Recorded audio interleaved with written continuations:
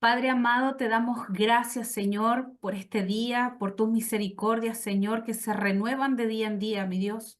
Mm. Te agradecemos tanto, Señor, porque eres bueno con cada uno de nosotros, has tenido misericordia, mi Dios amado. ¿Cómo no amarte, Padre?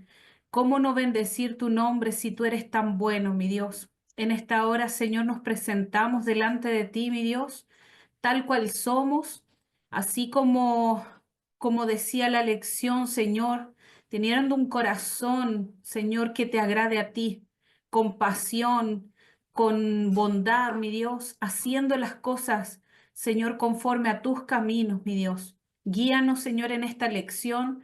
Bendice, Señor, nuestras vidas, nuestras casas, Señor. Bendice al pastor también, mi Dios, a su esposa, que nos va a dirigir, Señor, en estas lecciones, mi Dios. Dale más sabiduría, dale más inteligencia, Señor. Y yo sé, mi Dios amado, que tu bendición reposa, Señor, en su hogar. Bendito Dios, gracias por este tiempo. Únenos, Señor, en un solo espíritu y abre nuestro entendimiento y nuestro corazón, Señor, para inquirir en tu palabra. En el nombre de Jesús, amén. Amén. Amén. Muchas gracias, querida Valesca. Vamos entonces con nuestra lección número 5, sentido de destino. Cuando escribí esta lección, me pareció interesante intercalarla entre el capítulo dedicado a las madres y el capítulo dedicado a los padres, porque a veces la paternidad, la maternidad nos llega un poco sin previo aviso, nos llega un poco por casualidad. Bueno, yo creo que un poco siempre es así, porque incluso cuando uno la está programando, depende del Señor nomás, cuando se produce. Entonces, cuando vamos a ser padres, nadie está del todo preparado.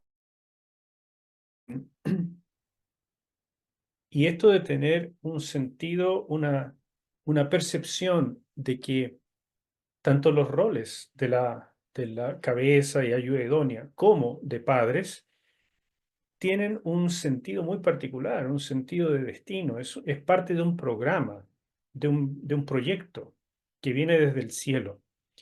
Y por lo tanto podemos encontrar nuestro sentido de vida, nuestro valor de vida, en parte en eso también. Y por supuesto, encontrar el lugar específico donde debemos aprender a señorear.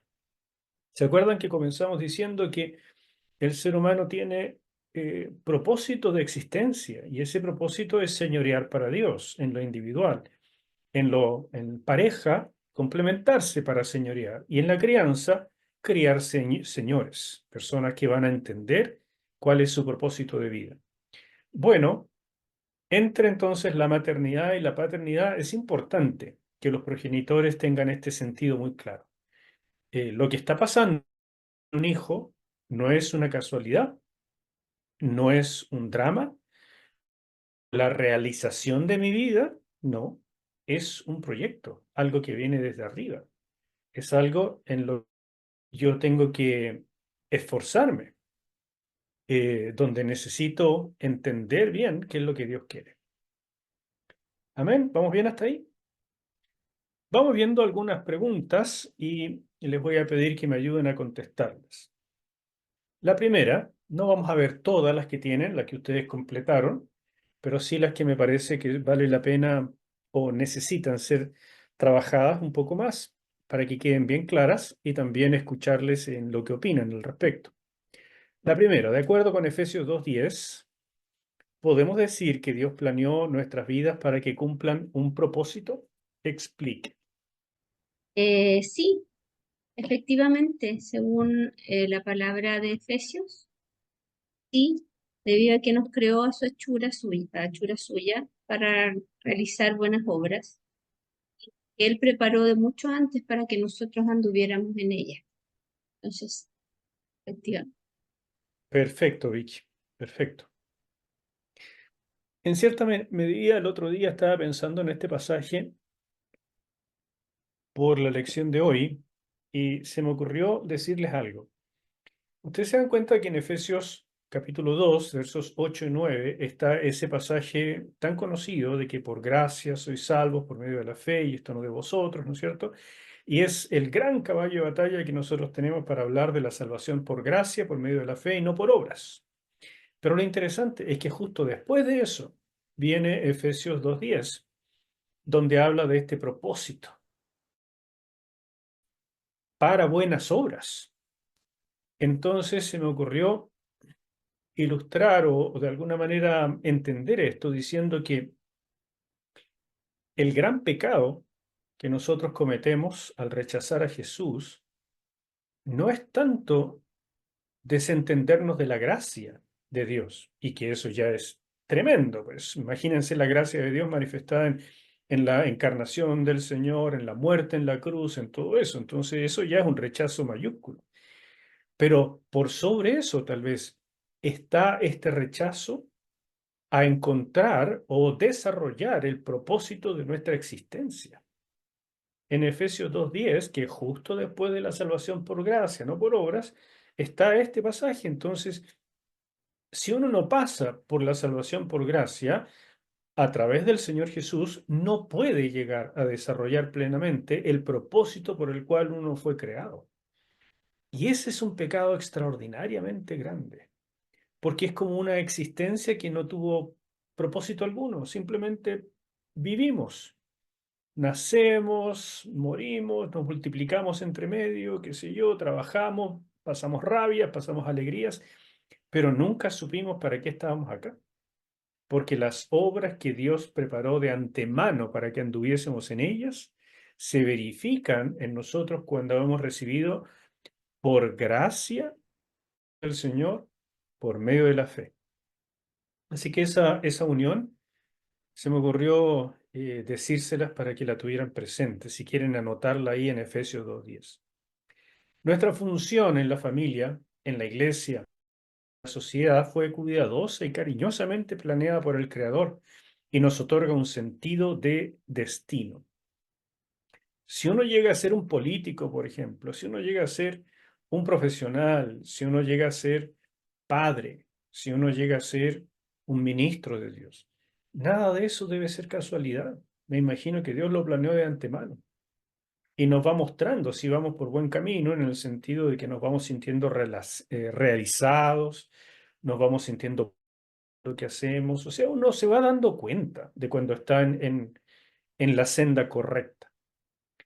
Y esa realización es la mayor que podemos nosotros tener en la vida. Dos, ¿cuál es el enfoque? Nos pregunta este pasaje, el enfoque de este capítulo en relación con describir nuestro sentido de destino al interior de la familia. Valesca, ¿quisieras dar tú la respuesta? Pastor, lo otro no sé si esto estará bien, porque yo le decía a Francisco el otro día que me cuesta un poco entender las preguntas, me cuesta un poco, entonces no sé si esto estará bien. Y yo le puse que el enfoque del capítulo es las funciones al interior de la familia, que es reconocer los roles y el funcionamiento del hogar que nos motiva para realizar lo que nos proponemos. Está perfecto. ¿Viste que lo entendiste bien? Está perfecto. Miren, si les sirve de pauta, cada pregunta tiene una o dos palabras que están textuales en el libro. Entonces esa es la manera de pillarla. ¿Mm? Así la encuentran fácil. Y lo interesante de esta pregunta es entender cuál es la razón de ser de este capítulo número 5. ¿Por qué fue hecho? ¿Qué es lo que queremos lograr? Así que en efecto, en este capítulo hablaremos de las funciones al interior de la familia, lo que también se ha dado en llamar, ahora que viene del inglés, porque en español roles significa otra cosa. Veremos estos roles como un verdadero llamado, algo que nos otorga propósito, un sentido de destino. Hay personas que me dicen, mire, pastor, yo no sé para qué existo, o sea, sé que soy un ser humano, sé que algo tendré que hacer en este planeta, pero en realidad nunca logré una profesión, nunca he tenido un cargo de importancia, nunca he influido en nadie, soy una persona que asiste a la iglesia, pero no hace mayor cosa, tengo un par de personas que me quieren y yo quiero a otras partes, pero eso es todo, eso es mi vida.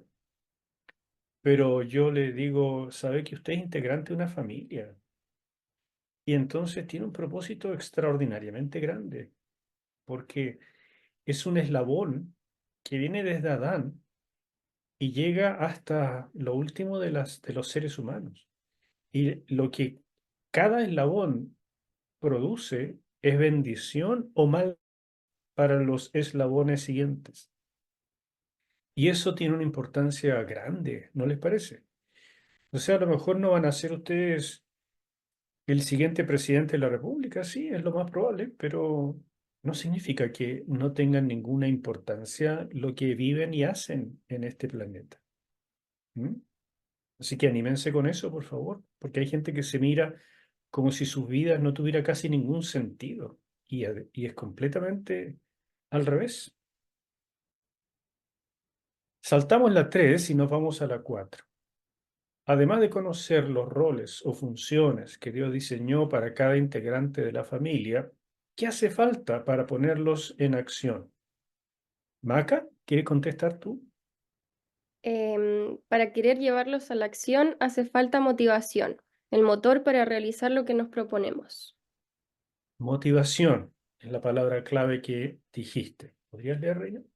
Sin embargo, no basta con conocer qué tengo que hacer ni cómo se hace algo. Para querer hacerlo hace falta motivación. De hecho, la motivación es una visión de propósito y llega a ser un poderoso motor para realizar lo que nos proponemos. Súper. Así que estaba respuesta. Y quisiera animarles a que pusieran énfasis, si quieren, de que la motivación es una visión de propósito. Cuando nosotros decimos, me siento motivado, me siento animado con algo, es porque la importancia, le encontramos el por qué, el para qué. ¿Se dan cuenta? Y eso es con todo. Si ustedes van a tratan, pero parece que el trabajo que ustedes hacen no tiene ninguna trascendencia, no pescan su trabajo, los informes que ustedes hacen a nadie le importan. Si ustedes trabajan o no, da lo mismo. Si van o no al trabajo, ni se dan cuenta. ¿Cómo se sienten? Totalmente desmotivados. ¿Se dan cuenta? La motivación tiene mucho que ver con sentir o ver la importancia. Y entonces cuando uno refiere esto a la familia, es importantísimo darse cuenta de la importancia que tiene el rol de ser hombre, de ser mujer, de ser padre, de ser madre, de ser hermano, tío, sea grande para los eslabones paralelos a mí y los que vienen después de mí. Por lo tanto, eso debe ayudarme. Más que me ayuda también a entender que yo puedo proyectar esa motivación en otros que están desmotivados, que sienten que dan la hora nomás, que marcan el paso, que van a la iglesia incluso porque, bueno, toca, pero no saben para qué, no saben por qué.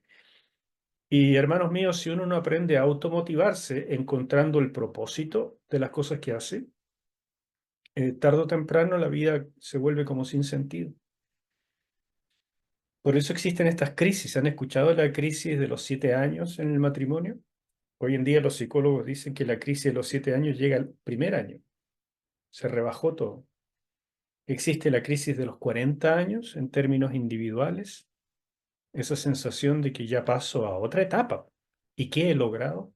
Hay una crisis a los 50 y una crisis a los 60. Sobre todo la de los 60 es interesante porque uno siente como que las fuerzas cambiaron radicalmente, pero a lo mejor tiene que hacer lo mismo que hacía antes, y por lo tanto uno mira para atrás, uno mira ya se da cuenta que va en la cuenta regresiva, que está más cerca del encuentro con el Señor que otra cosa, y empieza a mirar la vida, a analizarla, a darle mucha importancia.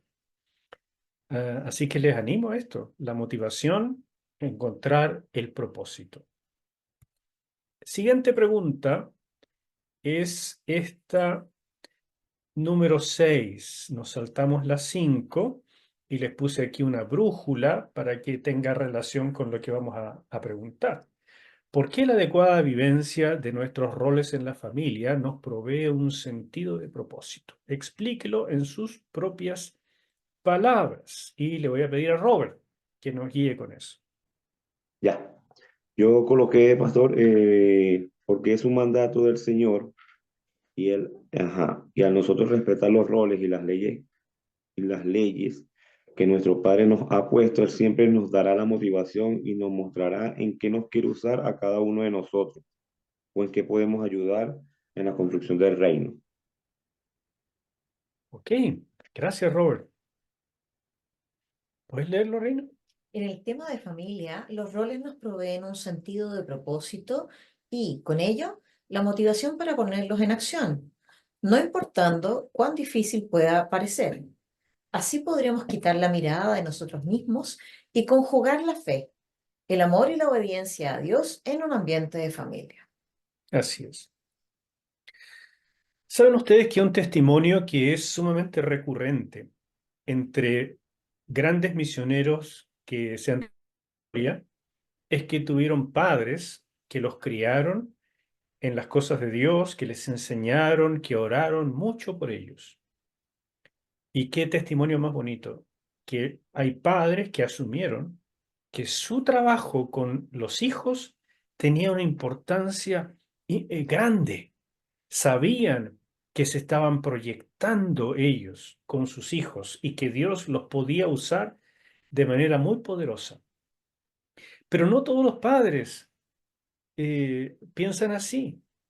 Se han dado cuenta que si uno le pregunta a los papás, ¿qué es lo que quisieras que pasara con tus hijos? O tu hijo, si tiene uno solo. Que sea feliz, dice la mayoría. Que le vaya bien. Pero como que no tiene ningún plan. Y cuando uno no tiene ningún plan, tampoco se proyecta en cómo ayudar al niño por ese plan. ¿Se fijan? Si uno piensa, wow, capaz que de aquí, de este varoncito que el Señor me dio en la familia, a lo mejor está el siguiente Billy Graham o el siguiente Luis Palau. O a lo mejor esta niña va a ser esposa de pastor, esposa de un misionero, o a lo mejor la siguiente primera dama de la República. ¿Por qué no?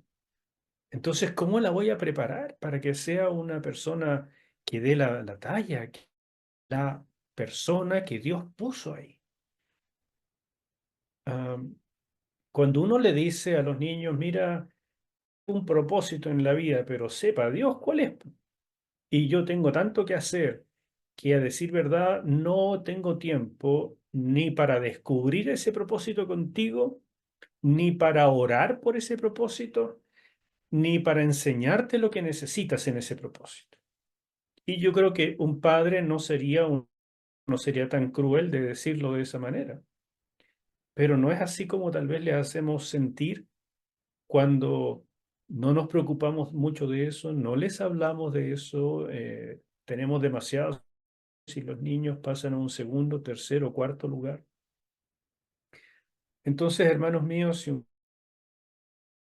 que la paternidad, así como ser esposo, ser esposa, tiene una importancia grande en los planes de Dios y uno le da esa importancia, bueno, se prepara en función de eso, se anima, se motiva. ¿Qué voy a hacer este día? No parte el día diciendo, ay, qué lata, tengo que levantar, me tengo que ir a trabajar, qué horror, y otra vez ese jefe y todas las cosas. No, hoy es un día donde Dios me va a usar. Hoy es un día donde voy a traer sustento para mi familia.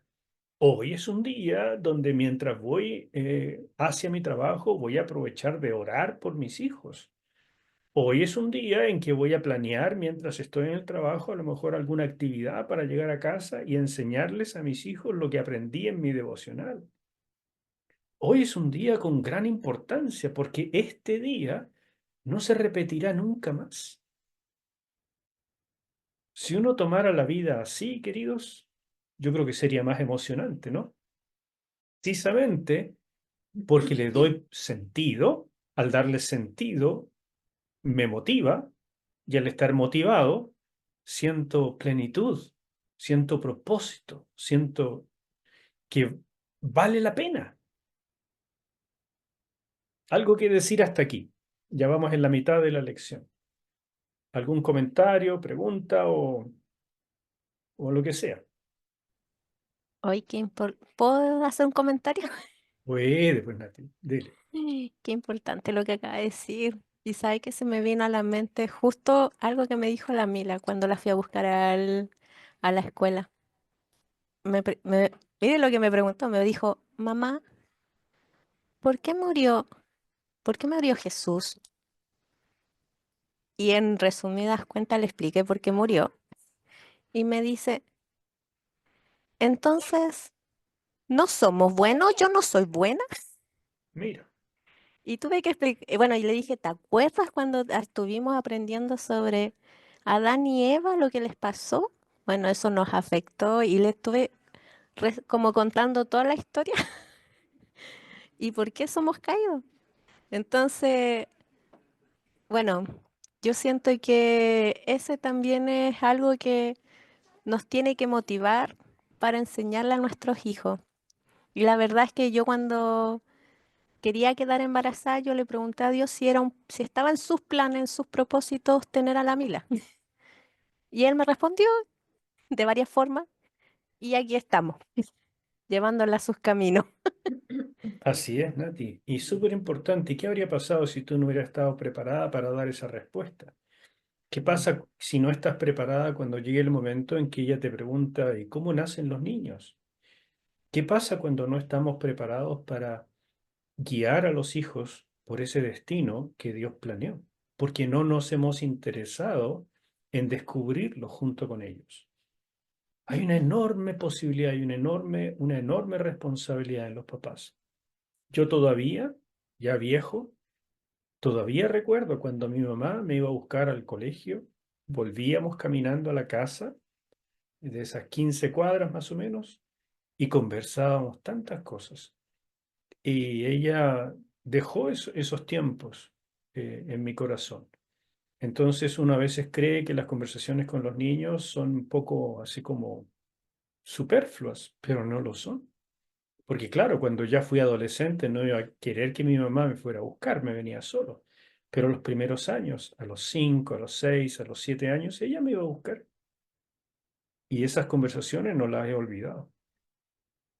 De manera que hay propósito en lo que hacen. Tiene repercusiones eternas. Pastor, quería Sí, decir algo. Em, el sábado pasado, ahí la Meli me pidió a puedes mí hablar el un apoyo. poquito más fuerte. ¿Me escucha? Ahí me escucha mejor, Ya, ¿cierto? dale. Sí. Así que el sábado pasado la Meli me pidió apoyar en clase a los niños, ya cuidando a la Mila y a los otros chiquillos. Yo nunca había, o sea, había estado ahí cuidando a los chiquillos, pero cuidándolo, no haciendo la clase. Así que tuve que prepararme, hacer la clase y todo. Descubrí muchas cosas. Uno que es un trabajo bien grande. Y cómo preparar a un niño la responsabilidad de hablarle de Dios, de preparar un tema, de que lo pueda entender, es harta trabajo, harta pega. Y es una hora solamente, menos de una hora lo que estuve con ellos. Y me hace mirar mucho cuando terminé eso, de cómo el plan también del diablo, que él también está preparando por el otro lado y es tan poquitito de repente lo que nosotros podemos influir. O sea, es mucho lo que podemos influir, pero a veces es muy poquitito lo que hacemos. Y hay un plan, pero gigante, del enemigo enseñándoles Entonces, pucha, yo veía a los chiquillos de chiquitito que uno le está enseñando, que uno lo está llevando, ¿cierto? A Dios y mostrando la palabra. Y después pasa esto de que nos pasa mucho, de que pasan la adolescencia y se van y eligen sus caminos, ¿cierto? Y a muchos se apartan de Dios. Y cómo ver ese dilema, ¿cierto? De que uno trata de hacer lo que puede, a veces no lo suficiente, ¿cierto? Pero siempre hay un plan del enemigo que está ahí activo a cada rato. Entonces, ver cómo se van da pena, po. Da pena como uno tratando, y eso que yo estoy una horita, tan poquitito, un día a la semana, ¿cierto? Pero me imagino a los profes, a los maestros, ¿cierto? Que le están enseñando toda la semana o que los llevan, ¿cierto? Tienen más tiempo con ellos. eh, y ver cómo Satanás los toma y se los lleva, es increíble. Eso, nada más la responsabilidad grande y que de verdad podemos influir, pero es una pega bien grande, bien importante en realidad este capítulo. Eso, pastor. Gracias, José. Es muy cierto lo que dices. Y los profesores de la escuela dominical son los primeros que se dan cuenta de lo que hacen y lo que no hacen. Y es muy cierto también que el tiempo que tienen con los pequeños puede haber una influencia, pero en realidad es muy pequeña en comparación con lo que los padres hacen y lo que reciben en el colegio y de las amistades. Por eso, aunque tenemos lindos testimonios en los primeros años de los niños, en la adolescencia, si los padres no hacen su parte, es muy probable que los perdamos.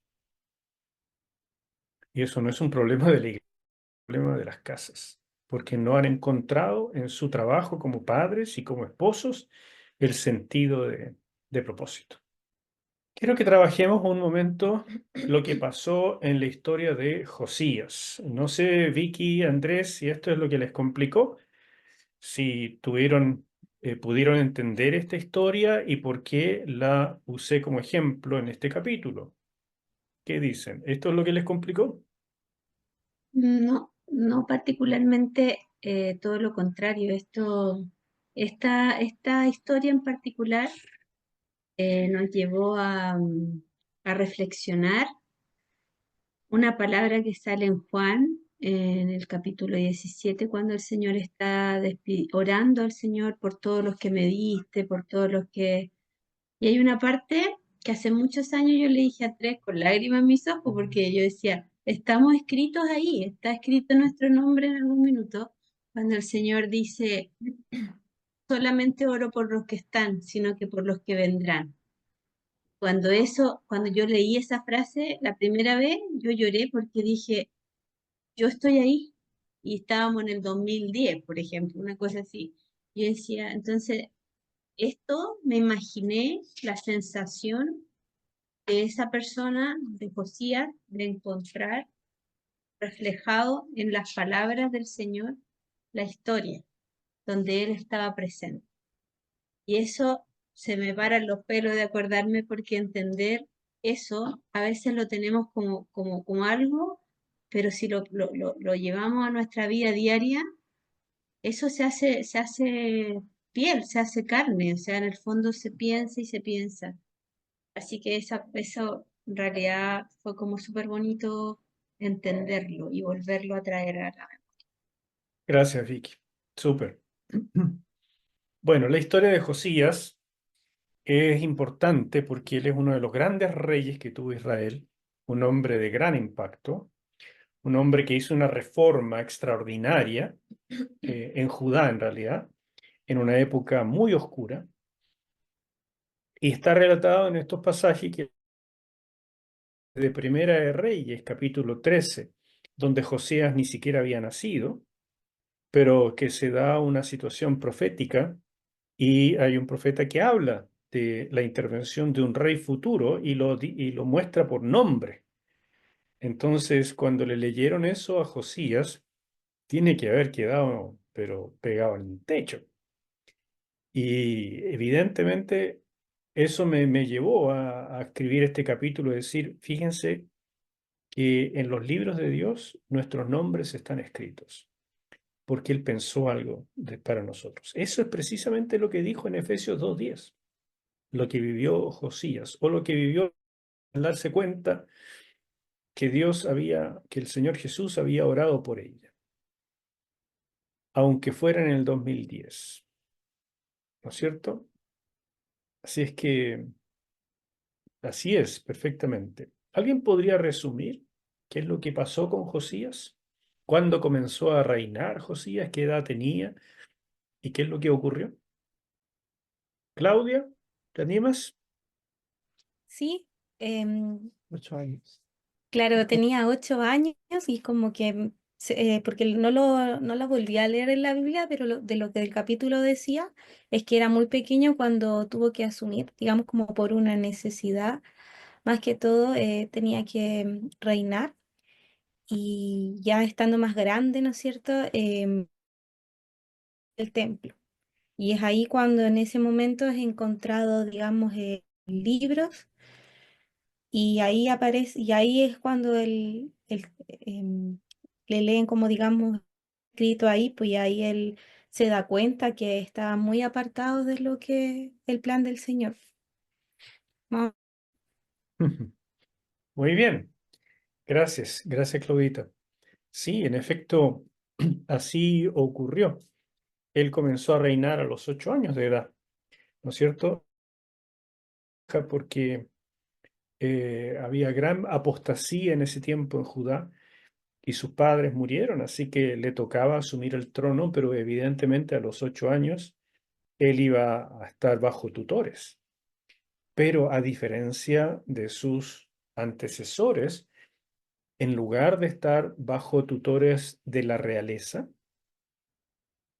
que los seres humanos con el poder y con la riqueza se corrompen y nos volvemos arrogantes y nos volvemos descuidados y descuidamos la espiritualidad. Pero los tutores de este hombre, de este niño, fueron más bien personas del clero, sacerdotes, gente que quería llevar a Josías por un camino de espiritualidad. Entonces, por supuesto que los primeros años no gobernaba él, sino que gobernaban los tutores y él, qué sé yo, ponía la firma nomás. Pero llegó el minuto donde él comenzó a reinar, seguramente bastante joven. Ustedes recuerdan a lo mejor que el bar mitzvah de los judíos a los 12 años de los varones, entonces ya a esa edad se les considera como hombres delante de la ley. Aún así, yo me imagino que Josías tiene que haber empezado a tener peso en el reino un poco más adelante, tipo 17 años, pero aún así es muy joven, ¿les parece? Sin embargo, ya había recibido una crianza, una dirección de gente que tiene que haberlo apañado con mucho cariño, porque al final de cuentas es un huérfano y que tiene una vida programada, proyectada y tiene obligaciones y tiene ciertos comportamientos y tiene que asistir a procesiones y qué sé yo y estar ahí a hacer acto de presencia. O sea, es una vida que saca al niño de su niñez para llevarlo a algo que no está pensado para niños. Entonces tiene que haber recibido afecto de estas personas y él asumió su papel con cariño, con respeto.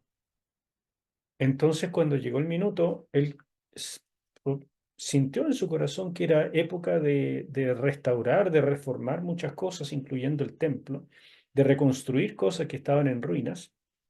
Y fue ahí que se descubrió el libro. Seguramente fue el libro de Deuteronomio. Algunos piensan que fue todo el Pentateuco, pero lo más seguro es que haya sido el de Deuteronomio. Y cuando leía este libro, o mejor se lo leían, él se dio cuenta de las aberraciones que había hecho Israel y que incluso se había dejado abandonado el templo, las funciones y muchas de las cosas que se leyeron en ese libro.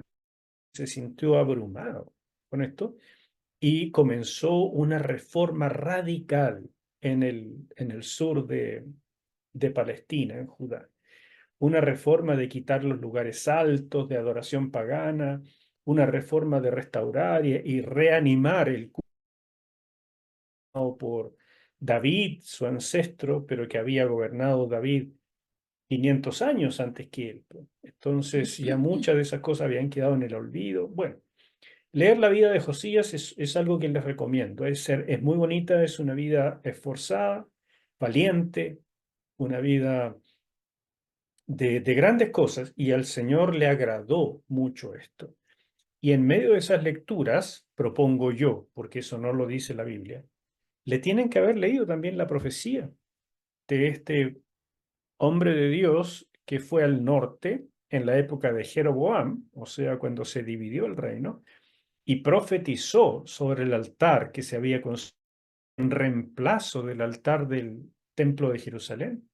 Profetizó grandes cosas y entre eso dijo que Josías en el futuro, y esto no sé, 400 años antes, Josías vendría y haría grandes cosas y todo eso. Bueno, lo que ustedes leyeron ahí, y si leen los pasajes, les va a hacer mucho más sentido. Así que por eso propongo, de pronto este hombre sintió o vio su nombre escrito en el libro. Y quisiera que leyéramos juntos este pasaje de Primera de Reyes 13, 1 al 5, que ustedes lo tienen que tener en su libro. Y mi esposita lo va a leer, por favor, completo. He aquí que un varón de Dios, por palabra de Jehová, vino de Judá a Betel, y estando Jeroboam junto al altar para quemar incienso, aquel clamó contra el altar por palabra de Jehová y dijo: Altar, altar, así ha dicho Jehová: He aquí que a la casa de David nacerá un hijo llamado Josías, el cual sacrificará sobre ti a los sacerdotes de los lugares altos que queman sobre ti incienso, y sobre ti quemarán huesos de hombres. Y aquel mismo día dio una señal diciendo: Esta es la señal de que Jehová ha hablado. He aquí que el altar se quebrará, y la ceniza que sobre él está se derramará. Cuando el rey Jeroboam oyó la palabra del varón de Dios que había clamado contra el altar de Betel, extendiendo su mano desde el altar, dijo: Prendedle. Mas la mano que había extendido contra él se le secó y no la pudo enderezar. Y el altar se rompió y se derramó la ceniza del altar conforme a la señal que el varón de Dios había dado por palabra de Jehová. Así que, como les digo, esto ocurrió unos 400 años antes de que naciera Josías. Un poco menos tal vez, 300 y tanto. Y cuando Josías le tienen que haber leído esta profecía, me imagino yo, tiene que ser un impacto enorme. Ustedes imagínense que se encontrara un documento de la época de Pedro de Valdivia, ¿no es cierto?, acá en Chile, que dijera, eh, Claudia y Felipe van a hacer tal o cual cosa. O sea, quedarían locos. ¿Cómo puede ser que Dios pensó hace tantos siglos lo que nosotros teníamos que hacer en esta época? Porque en los libros de Dios están nuestros nombres escritos. Entonces el impacto de Josías es el impacto que Dios espera que nosotros tengamos cuando entendemos que nuestra vida no es una casualidad, que donde trabajamos no es una casualidad, que los hijos que nos ha permitido tener no es una casualidad, que el marido o la mujer ha permitido tener no es una casualidad. Cuando entendemos eso, lo vemos diferente. Nuestros nombres están en el libro. Eso es lo que dicen estos pasajes. Y me imagino que ustedes los leyeron. Están aquí en su libro, había que completarlos, ¿verdad? Entonces, ustedes los leyeron y se dieron cuenta que hay una piedrecita blanca con nuestro nombre escrito, que Dios preparó obras de antemano para que anduviésemos en ellas, etc. O sea, hay indicios en la Escritura de que Dios pensó en cada uno de nosotros, incluso cuando un bebé ni siquiera llega a ver la luz del día porque es abortado. Él tenía eso pensado y ese nombre de ese bebé está en los planes de Dios. Aunque no haya podido hacer nada en esta tierra, su existencia, aunque fuera breve, tuvo un impacto perecedero, imperecedero en la vida de sus padres y en los cielos por la decisión de sus padres. Y es un crimen que queda en los registros de la humanidad y de el mundo espiritual.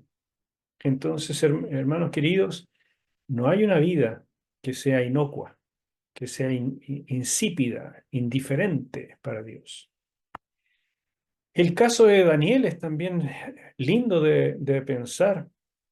Daniel dice que estaba consultando los libros, y en particular el del profeta Jeremías, y ahí vio que profetizó Jeremías que la cautividad duraría 70 años.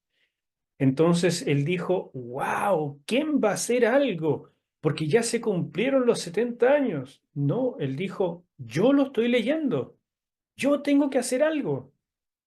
Yo soy el hombre de Dios que ha escogido para esta generación.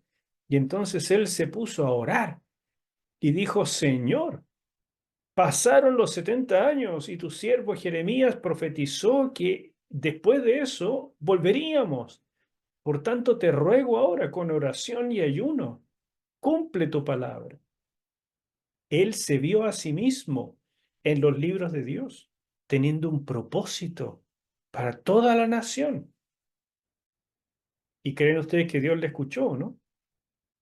¿Y qué me dicen del caso de Pedro en Hechos capítulo 2, el día de Pentecostés? Yo lo encuentro maravilloso. Cuando eh, vino el Espíritu Santo y se produjeron las lenguas que ustedes conocen y se produjeron muchas cosas, pero estaban muchos discípulos ahí reunidos. Pero fue Pedro el que dijo, espérate poquito, porque este es el día que Dios hizo para que yo me levantara y pusiera el primer mensaje de la historia de la iglesia. ¿Se dan cuenta lo que significa eso? Pedro tuvo 2 o 3 privilegios únicos. Uno es este, dar el primer mensaje. El segundo es ser el primer judío en predicarle oficialmente como apóstol a los gentiles. Antes había predicado uno que se llamaba Felipe, pero no era apóstol. Este es el primer apóstol judío en predicarle a los gentiles y darles la bienvenida a la iglesia. Son los 2 grandes privilegios que tuvo Pedro. Si pudiéramos hablar de un tercero, sería que es el primero en resucitar un muerto después de Jesús. Y creo que es interesante ver que son estos 3 grandes privilegios después de sus 3 grandes negaciones y después de los 3 perdones que Jesús le diera al lado del mar de Galilea. Es importante esto de encontrar que hoy es el día que Dios hizo para que yo intervenga y haga algo. ¿Qué hizo entonces el rey Josías? Perdón, ¿qué hizo que el rey Josías fuese tan profundamente transformado, tal que no hubo otro como él? Pregunta 7, y se me olvidó ocultar la respuesta, así que ya la tienen ahí. Definitivamente fue esto, de encontrar nuestro propósito en la palabra de Dios, nos puede cambiar para siempre. Eso es lo que le pasó a Josías y eso es lo que nos puede pasar a nosotros. Cuando encontramos en Dios el significado de por qué estamos acá. Vamos con la pregunta 8. Y también se me olvidó ocultar la respuesta. Bueno, que soy leso. Y ella se ríe, ¿no? Fresca. ¿Por qué tuvieron tanta convicción los primeros cristianos? ¿Cómo responde Dios a gente así de motivada? Y la respuesta, bueno, lee la tuya que te ríes tanto. ¿Por qué tanta convicción? Porque vieron sus nombres en el libro. Imagina el nivel de fe y obediencia así de motivada.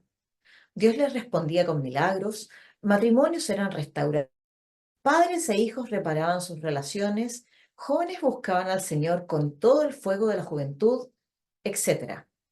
Era como vivir un pedazo del cielo. ¿Se podrá hoy? Yo creo que sí. El problema es que no tenemos gente así de motivada.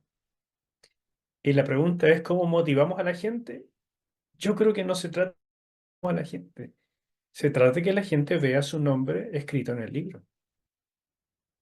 O sea, yo soy un firme convencido de que la motivación es una automotivación por darnos cuenta de que nuestra vida fue diseñada, fue prediseñada por Dios, para no usar la palabra predestinada, pero fue prediseñada. Nosotros podemos escoger bien o mal dentro de ese diseño, pero si escogemos bien, créanme que Dios tenía un plan especial para cada uno.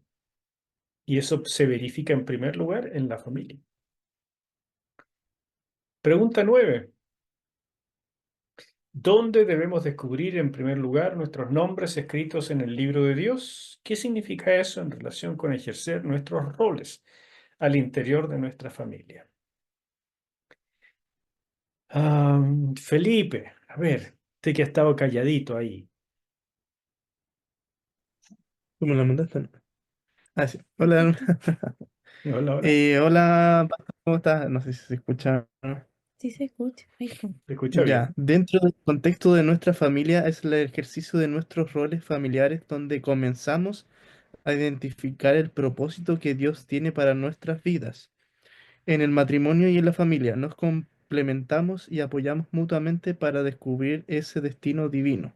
El objetivo de estos roles es ayudarnos unos a otros a cumplir nuestro propósito en el reino de Dios y dar muchos frutos para Dios. Bien.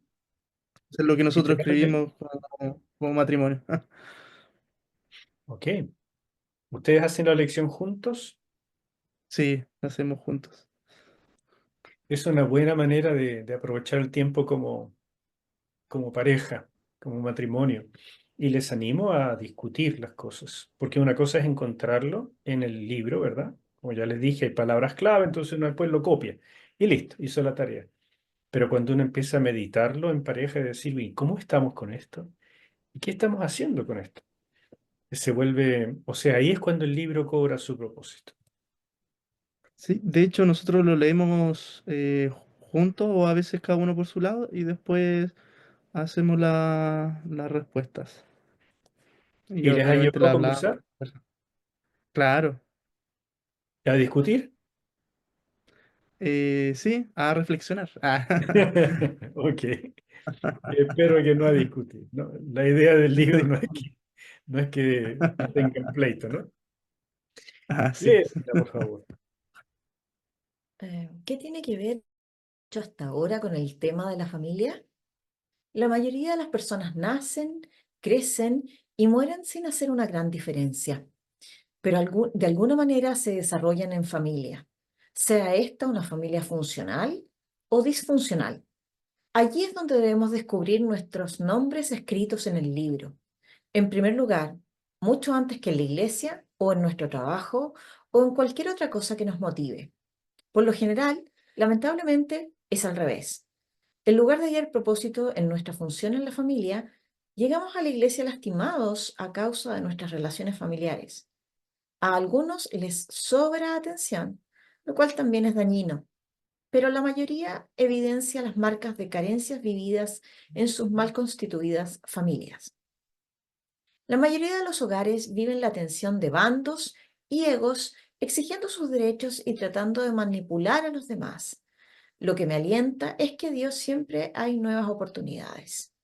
Tal vez el hecho de que usted esté leyendo este libro hoy sea señal divina de una nueva oportunidad para arreglar las cosas en nuestra vida o para colaborar en la sanidad de la siguiente generación. ¿Se han dado cuenta que cuando nos casamos rara vez eh, nos ponemos a investigar los problemas que vivió nuestra pareja en su familia?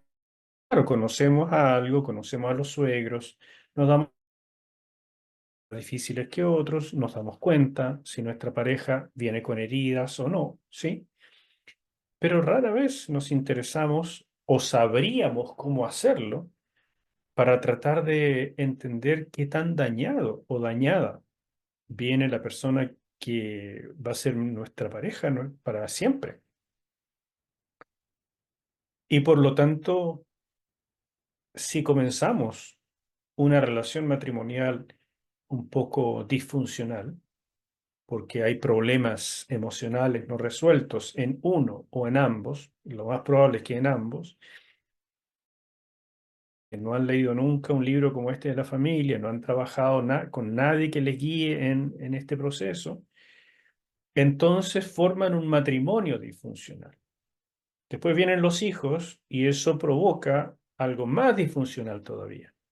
A lo mejor los hijos se roban la atención, vuelven narcisistas, o a lo mejor los hijos quedan botados y se vuelven personas con odio, humanidad, porque en el fondo no saben para qué están ahí, por qué los dejaron tan botados, para qué nacieron. Habría sido mejor que no nacieran. Y esas penas las llevamos en el corazón y formamos después otra familia. Una familia que va a ser más complicada todavía. Y esto que viene desde Adán y Eva, que vivieron la primera situación compleja cuando vieron a Caín matando a Abel. Y ustedes se imaginarán entonces la familia que habrá tenido Caín, la esposa, el miedo a Caín, porque si mató a su hermano, una época donde las mujeres eran realmente no muy bien tratadas, entonces, ¿qué podía hacer Caín? ¿Y cómo habrá entonces ella dicho a sus hijos? Tengan mucho cuidado con el papá, porque cuando el papá se enoja, realmente los puede llegar a matar. ¿Y qué habrá pasado con los otros hijos de Adán? ¿Cómo se criaron con recelo, hasta con odio, con un hermano que tuvo que ser desterrado? O sea, piensen eso, ¿no? Y, y eso fue la primera familia. Y de ahí en adelante, todas las familias recibimos los resabios aumentados de una generación en otra. Y de pronto, en algunas pocas familias, eso se asume y se limpia hasta cierto punto hacia atrás, renunciando a las cadenas de maldición, tomando las bendiciones prometidas por Dios, haciendo todo un trabajo espiritual y emocional para sanar y hacer algo bueno para el futuro. Pero ¿cuántos de esos hay? ¿Cuántos de esos matrimonios y familias hay que se proponen un trabajo de limpiar el pasado y bendecir el futuro? Entonces piensen lo que podemos hacer en una iglesia si asumimos esto como un trabajo importante. A mí me da esperanza, pero al mismo tiempo, al darme cuenta que he enseñado los últimos 10 años o más este libro, porque está impreso desde el 2002, me parece, eh, no veo tanto cambio en las personas. Y eso me preocupa. Sinceramente, me alienta las posibilidades que hay en Dios, me desalienta un poco la manera en que esto se asimila. Vicky, ¿querías decir algo? Y, nosotros estábamos comentando justamente el domingo en la mañana, a raíz de lo que habíamos leído y todo, la importancia que fue para nosotros. Nosotros somos de segundo matrimonio y veníamos de rupturas, de divorcio y veníamos de familias muy distintas. Era como, nosotros nos reímos la forma en que lo exponemos, pero es como que a mí me salió la primera pluma y mis papás así como que me hicieron así, vuela, vuela del árbol. La primera pluma y me lanzaron. En cambio, André era muy aprensivo. Entonces veníamos de dos formas de vida muy, muy distintas y eso también nos ayudó a entender, en principio, digamos, que necesitábamos ayuda. Y antes de casarnos hicimos este curso y después que nos casamos, eh, entendimos que necesitábamos más ayuda todavía. Teníamos mucha, al principio, así como recién casados, digamos, oye, ¿sabéis que nos falta una consejería matrimonial? Veníamos ya de un matrimonio y nunca pensamos en eso, quizás en matrimonios anteriores, pero dijimos ahora que estamos haciendo esto correctamente, hagámoslo nos reseteamos de nuevo. Fue un tremendo desafío, porque fue entender todo de nuevo. Y ya veníamos más viejos, tampoco no éramos tan jóvenes, ya teníamos hijos. Entonces, todo eso era como volver a entender qué es lo que Dios quería en nuestra vida.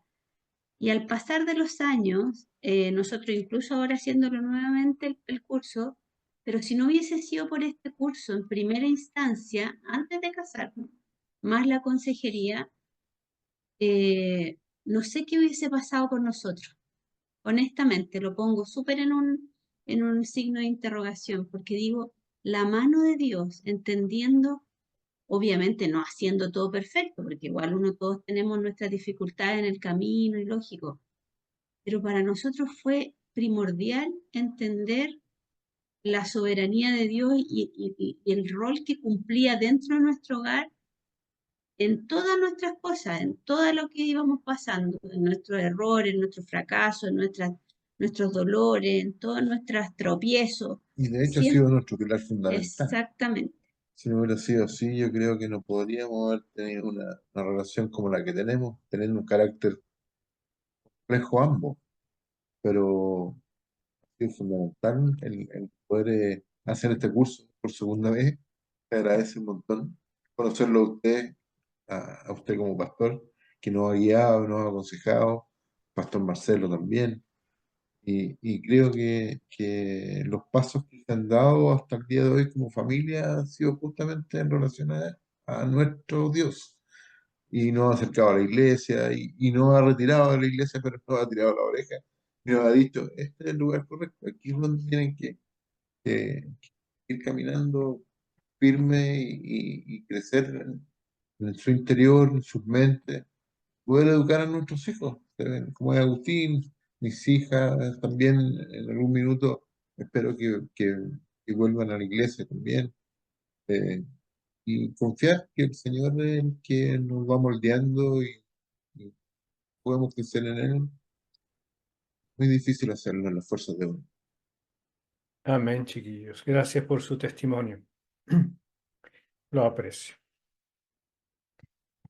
Bueno, continuaba la respuesta de esta pregunta y continúo la lectura y después le pregunto si alguien quiere decir algo más. En los capítulos anteriores hablamos sobre los roles, pero todavía no habíamos mencionado que ellos fueron diseñados para que nos ayudemos unos a otros al interior de una familia, con el fin de descubrir nuestro destino de vida. Porque recuerde, no hay motivación más fuerte en la vida que descubrir el propósito de nuestra existencia. Así, ejercer bien nuestro rol en la familia es nuestro primer propósito. Es lo primero que está escrito al lado de nuestro nombre en el libro de Dios. Recordemos, por otro lado, que el objetivo de los roles en el matrimonio es complementarnos unos a otros para descubrir nuestro propósito en el reino de Dios y ayudarnos a dar mucho fruto para Él. Fíjense, hermanos, la importancia radical. A veces dos personas se casan, no tienen claro el diseño de Dios y lo hacen. Ya eso es un problema. Pero aún así, entre los cristianos, tratamos de enseñarles cuál es el propósito de Dios, cuáles son los roles o las funciones, cómo deben llevarse bien, qué es lo que significa uno, etcétera, etcétera. Pero no seguimos mucho más allá. Después los padres deberían enseñarle a sus hijos, ¿sabes qué propósito al haber nacido en esta familia? No es casualidad. O sea, tú te pareces a tus padres, tienes una herencia emocional, una herencia espiritual y tu contribución es importante. La obediencia que dice la Escritura que tú le debes a tus padres tiene un propósito, tiene una función en esta familia. Y si tú decides no obedecernos, no hacernos caso, hacer las cosas a tu manera, eso va a tener una influencia. Nos va a hacer la vida difícil a nosotros, nos va a hacer difícil guiarte, ayudarte a encontrar el propósito que Dios tiene para tu vida. Nos va a hacer difícil cuidarte como lo hagamos. Y esta conversación a los 3, 4, 5, 6 años del niño le va a quedar en su corazón para el resto de su vida. Y déjenme decirle que eso es una influencia poderosa para cuando lleguen a la adolescencia. Pero si llegan a la adolescencia, habiendo tenido como experiencia que su niñez fue pasar muchas horas en jardín infantil, muchas horas en el colegio, llegar a la casa, ver a los padres cansados, desanimados, peleando, no tienen tiempo para orar con él, no le enseñan acerca de Dios, le exigen obediencia, pero sin saber por qué. Le retan, le castigan o le pegan cuando hace las cosas a su manera, cuando se pone testarudo, cuando hace berrinche, pero no entiende exactamente por qué. Entonces de pronto llega la adolescencia y toda esa rebeldía que guarda se junta con los cambios de tipo hormonales, cambios de tipo físico, fisiológicos, cambios emocionales, cambios intelectuales, todo tipo de cambios. Y se transforma todo lo anterior en rebeldía. ¿Se han preguntado alguna vez si eso que vemos prácticamente en el 100% de los casos de los adolescentes no es más bien el fruto de la crianza o de una mala crianza que hemos hecho porque no le hemos dado a nuestros hijos este sentido de propósito? Yo les animo a pensarlo, especialmente a los que tienen niños pequeños y que estén viendo este curso, a entender que si ustedes siembran en sus hijos desde chiquititos, ellos pueden y deben llegar diferentes a la adolescencia, porque van a sentir que tienen un propósito en su familia y no lo van a ir descubriendo sobre la marcha, sino que van a haber conversado con sus padres. A veces los niños llegan a descubrir ese propósito o creen que lo van descubriendo cuando los padres son viejos y entonces dice, bueno, mi propósito parece que era cuidar, aunque fueron padres más o menos nomás, pero bueno, tengo una especie de obligación con ellos. En lugar de entender cuando los padres son jóvenes, son vitales, están llenos de ánimo y de visión, ahí sembrarles a los hijos. Tú no naciste para cuidarme a mí cuando soy viejo. Más extraordinario. Pero si en eso más extraordinario llega a estar en ti el amor y la bondad, y yo te llevo a necesitar de viejo, y tú lo haces, lo hagas porque lo quieres hacer, por cariño, pero no es tu obligación en última instancia. Tu obligación es honrar a tu padre, honrar a tu madre. Entonces hay una enseñanza que viene desde que el niño nace, o antes de eso incluso, cuando oramos por nuestros hijos. Pero sin saber estas cosas, hacemos todo a la tinca nomás, ¿cierto? Como me parece, como resulta, como sale. Y así es como está la sociedad. La adolescencia hoy en día es un desastre de jóvenes sin sentido de propósito y sin sentido de familia. Les animo a pensar si eso debe ser así o es un error ya generacional en que criamos sin sentido de propósito personal y sin enseñanza de propósito para la generación que viene. Pregunta número 10, y con eso vamos terminando ya. ¿Cómo se define el rol de cabeza en este capítulo? Habíamos visto esa definición en capítulos anteriores, pero en este le damos un toque. Y bajaron yo otra vez, la dejé puesta. Entonces, ¿quién quiere leerla? A ver, Nati, léela tú. Varones, ¿qué es ser cabeza del hogar? Es aprender a ver en los demás el plan de Dios y ayudarlos a alcanzarlo. ¿Cómo? El Padre es el que provee el ambiente de libertad, aceptación, amor incondicional y seguridad, para lo cual requiere mucha sabiduría, estar disponible para guiar por medio del oportuno consejo, sin presionar ni oprimir. Al mismo tiempo, necesita proveer un ambiente bien delimitado en cuanto a las responsabilidades, donde esté clara la disciplina. El rayo de cancha, el Rayado. rayado de cancha, y donde se promueva el logro de metas y objetivos.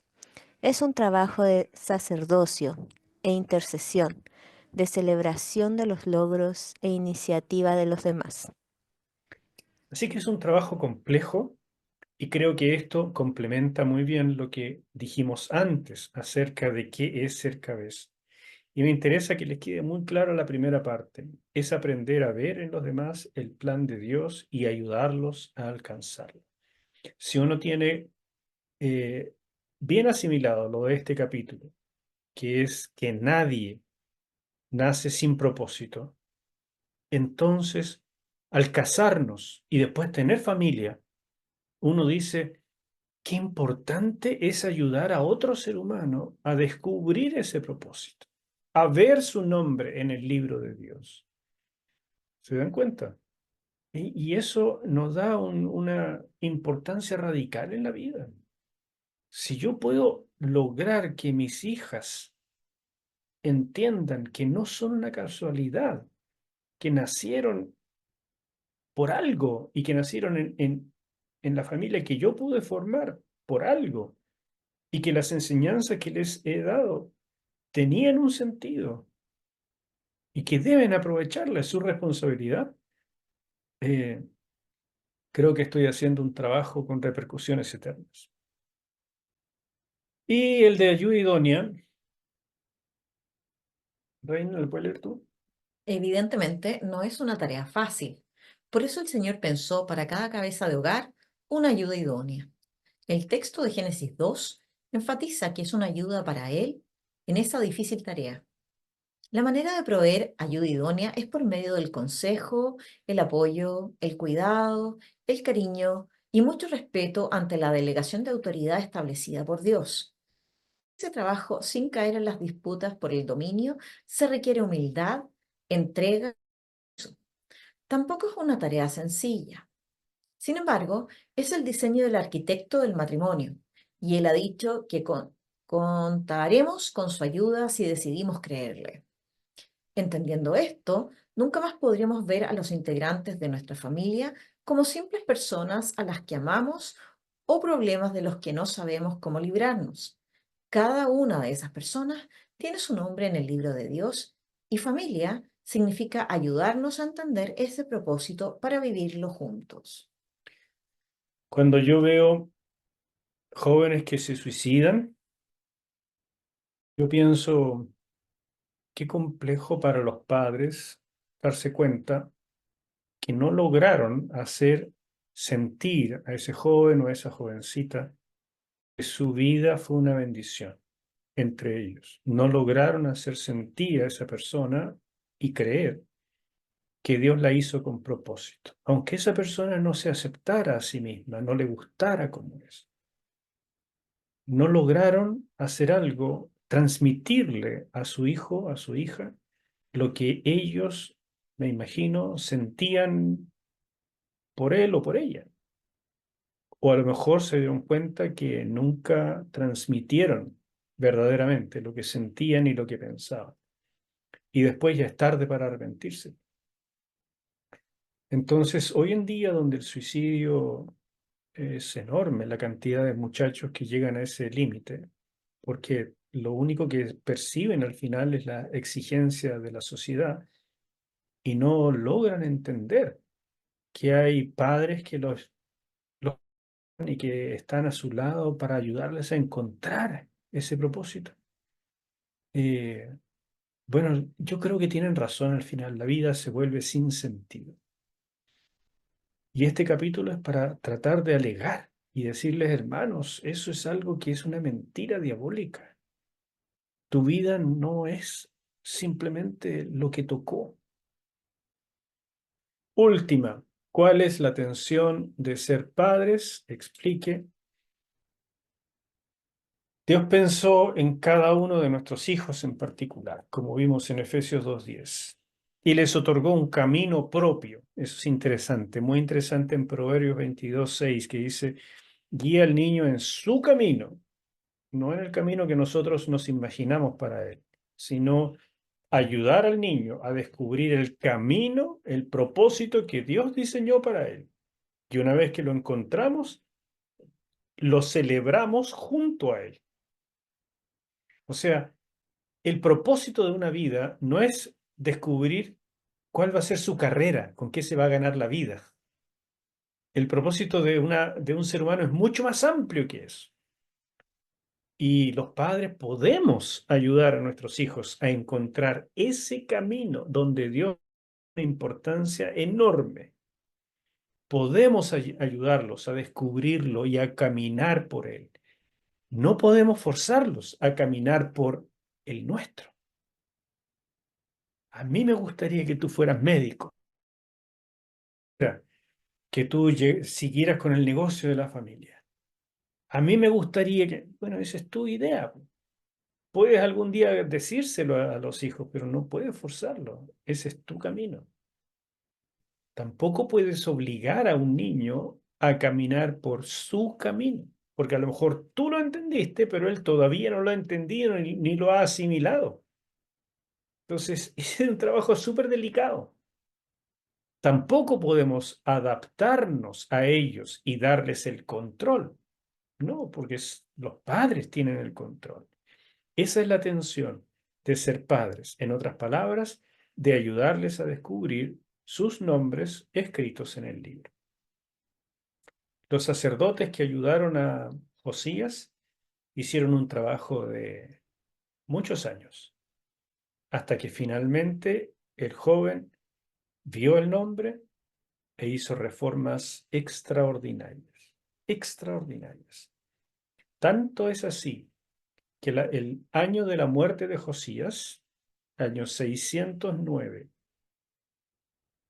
antes de Cristo, es el año que Dios escogió para comenzar la cautividad babilónica.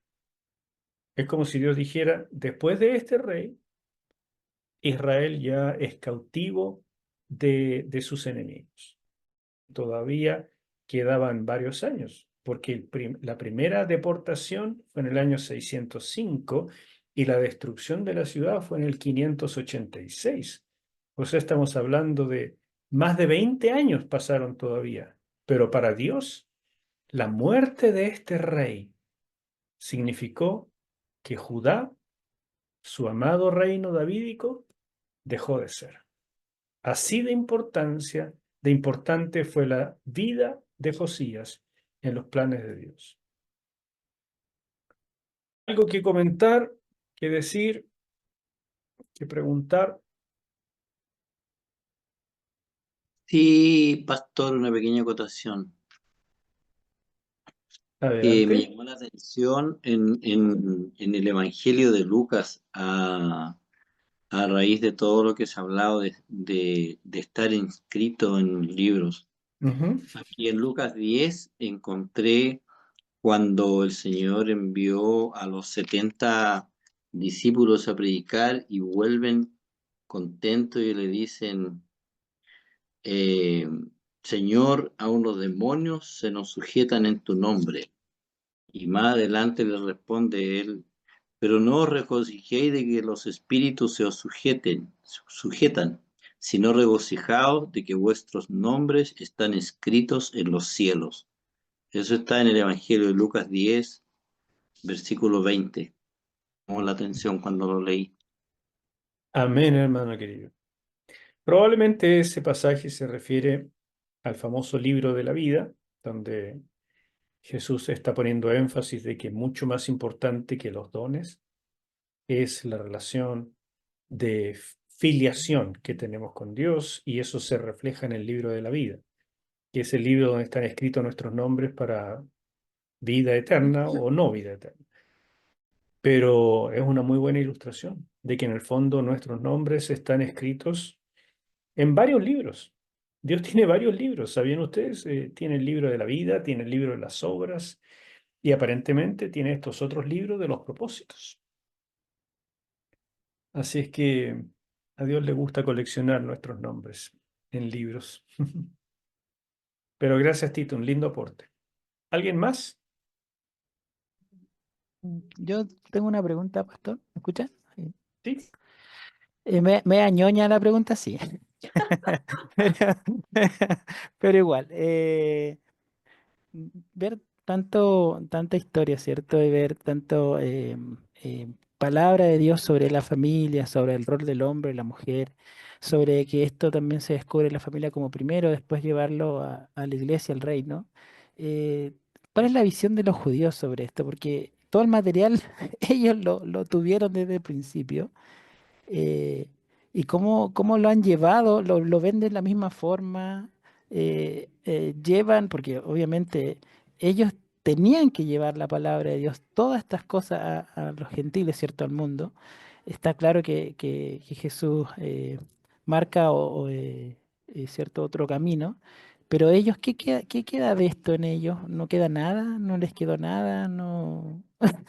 ¿Esto es palabra? ¿O fue como Josías, por ejemplo, que descubrió, entre comillas, en ese tiempo la palabra y estaba en algún momento enterrada? Para ellos es como algo parecido, ¿no? Es como media ñoña la pregunta, pero me da esa inquietud. Sí, pues está bien difícil de responder esa pregunta. Es difícil cuando uno habla de tantas generalidades, ¿no es cierto? De un pueblo completo, de cómo lo ven. En principio te diría, no tengo idea. Una de las cosas que para mí fue fascinante en mi época de estudiante de seminario fue buscar en comentarios bíblicos escritos por judíos. Yo me hacía una pregunta similar a la tuya y entonces cuando me tocaba hacer trabajos me deleitaba en buscar comentarios judíos, porque los comentarios judíos no son cristocéntricos, Mm. pero estudian la palabra como refiriéndose a Israel. No me interesaban los comentarios judíos del Nuevo Testamento, que además hay re poco, pero sí los del Antiguo Testamento. Y tienen una visión en muchos sentidos muy parecida a la nuestra, porque lo que dice la palabra es lo que la palabra dice, y ellos lo entienden bien, y lo entienden muy correctamente desde el hebreo, desde la gramática, de su propia revelación. El tema es que esto se transforma en consejos éticos, pero el problema es no tener el poder para llevarlo a la práctica, porque desde que vino Jesús, el Espíritu Santo trabaja desde la morada del Espíritu Santo y se produjo un cambio de época. Entonces, lo que Dios hacía con Israel en el Antiguo Testamento no es lo mismo que hace hoy.